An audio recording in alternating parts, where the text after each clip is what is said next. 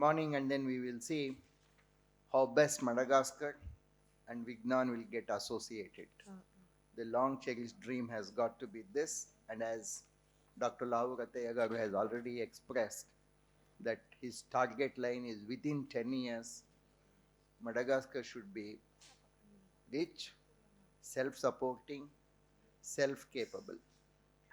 Well then, title of my talk is Global Expectations, Trends and Educational Practices.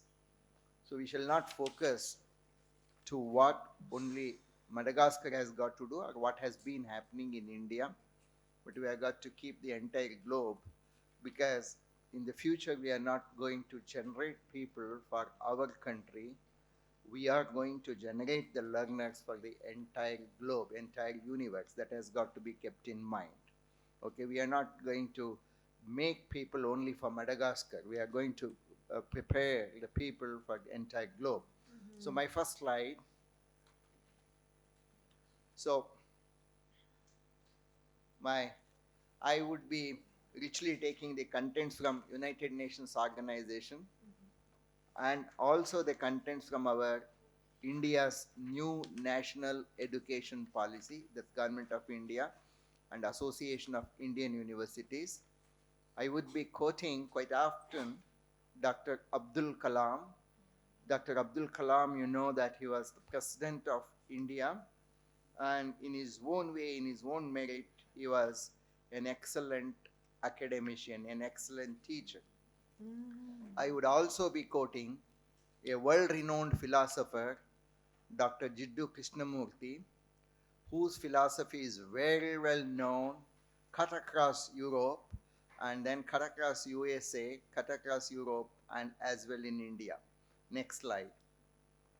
In fact, we have got to understand that there is a big similarity between India and Madagascar. India was colonized by British. Madagascar was also colonized, not by British, but by France. So education system in colonized territories, historically, not now, historically, it was designed to create obedience, nothing other than obedience. Even today we observe that. The whole blood goes even today that we want our students to be obedient. In fact, you can see at the end of any letter, our English teachers expect the student to write, your obedient student. Okay? So obedience to that extent. When there is a master, there shall always be obedience. That is what it has got to be taught. And what is not taught is how one has got to be critical. So the whole problem is historically, the whole syllabus has been designed to create obedience, not intelligence. That is the problem with all these colonial education system. Should not be worried about earning the food, at least at the primary school level. This is where the government has got to take care. Even today in India, government has taken the step to provide midday meals to all the students. So midday meals is afternoon. Every student in the school will be supplied with food by government of India only. So that is the first step. That is why, so the government also has got to be responsible. However, these things should not be given as charity to them.